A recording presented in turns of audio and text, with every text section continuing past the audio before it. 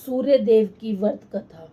सालों साल पहले एक बुढ़िया सूर्य देव की भक्ति में पूरी तरह से लीन थी। वो हर रविवार को सुबह स्नान कर घर के आंगन को गोबर से अच्छी तरह लिपाई करके सूर्य देव की पूजा करती थी। फिर सूर्य देव के लिए व्रत रख कर शाम को उन्हें भोग लगाने के बाद भोजन करती थी। उस बुढ़िया की भक्ति भावना से देव काफी प्रसन्न थे और भगवान की कृपा उस बुढ़िया को किसी भी तरह की परेशानी नहीं होती थी। उस बुढ़िया की खुशी और संपन्नता को देखकर उसकी पड़ोसन को जलन होने लगी।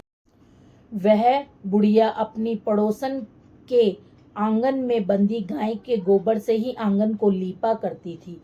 पड़ोसन ने जलन के मारे उस गाय को आंगन की जगह घर के अंदर बांधना शुरू कर दिया।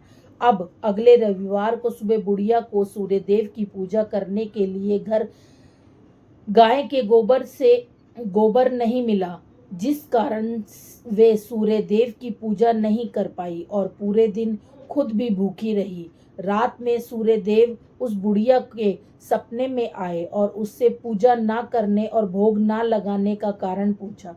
जवाब में बुढ़िया ने बताया, घर के आंगन को लीपने के लिए गोबर नहीं था, इसलिए पूजा नहीं कर पाई। पूजा नहीं की तो भोग भी नहीं चढ़ाया। बुढ़िया की बातें सुनकर सूर्य देव उनसे कहते हैं कि मैं तुम्हारी भक्ति से प्रसन्न हूँ, इसलिए मैं तुम्हें एक गाय दे रहा हूँ। वो तुम्हारे घर को धन से भर देगी। यह कहते ही सूर्य देव उसके सपने से चले गए।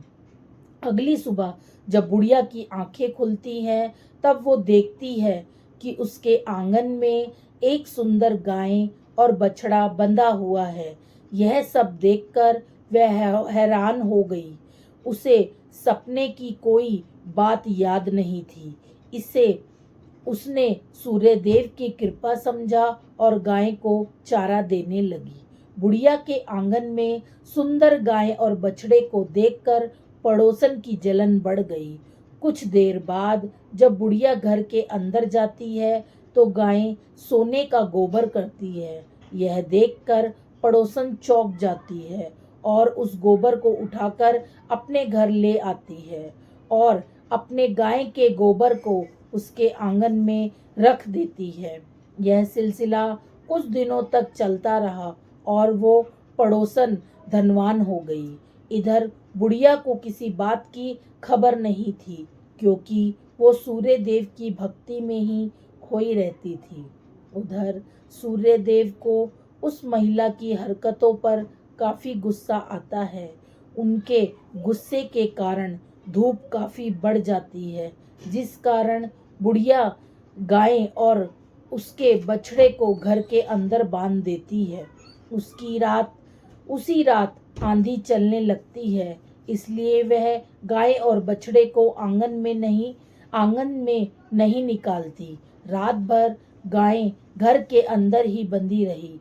सुबह जैसे ही बुढ़िया की नींद खुलती है तो वो सोने का गोबर देखकर हैरान हो जाती है।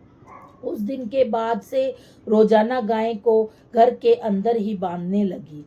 गाय के सोने के गोबर से बुढ़िया धनवान हो गई, जिसे देखकर पड़ोसन को और जलन होने लगी। पड़ोसन ने जलन के मारे सोने का गोबर देने वाली गाय के बारे में उस नगर के राजा को बता दिया। राजा को जैसे ही सोने के गोबर देने वाली गाय का पता चला तो उन्होंने तुरंत सैनिकों को भेजकर उसे महल लाने के लिए कहा। जब सैनिक बुढ़िया के घर पहुंचते हैं तब वह सूर्य देव को भोग लगाकर खुद भोजन करने के लिए निवाला उठाने ही वाली थी कि तभी सैनिक गाय और बछड़े की रस्सी खोलकर उन्हें अपने साथ ले जाते हैं।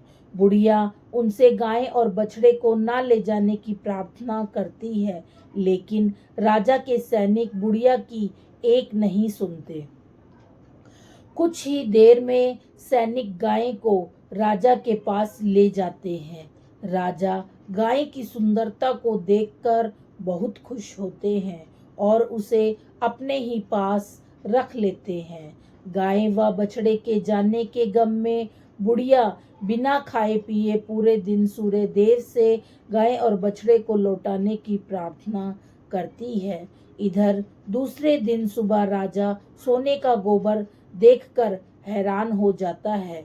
उधर बुढ़िया भूखी प्यासी सूर्य देव की प्रार्थना में लगी रहती है। बुढ़िया की तकलीफ देखकर सूर्य देव अगली रात राजा के सपने में आकर कहते हैं कि अगर तुमने इस गाय को, उसके बछड़े को नहीं लौटाया तो तुम्हारे राज्य पर संकट आ जाएगा, तुम्हारी धन संपत्ति सब नष्ट हो जाएगी। सूर्य देव की बातें सुनकर राजा की नींद टूट जाती है। दूसरे दिन सुबह वो बुढ़िया को गाय और बछड़ा लौटा देते हैं, साथ ही उसे कुछ धन भी देते हैं और उसकी पड़ोसन को सजा देते हैं। सूर्य देव की इस चमत्कारी गाय और बुढ़िया पर उनकी कृपा को देखकर राजा पूरे नगर के लोगों को हर रविवार सूर्य देव की पूजा करने का व्रत रखने के लिए कहते हैं।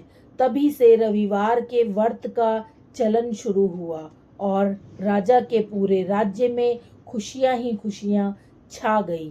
कहानी से सीख: दूसरे के प्रति द्वेष भाव रखने से खुद की ही हानि होती है। जीवन में जितना हो सके सामने वाले की मदद करनी चाहिए। तो अगर आपको ये कहानी अच्छी लगी हो तो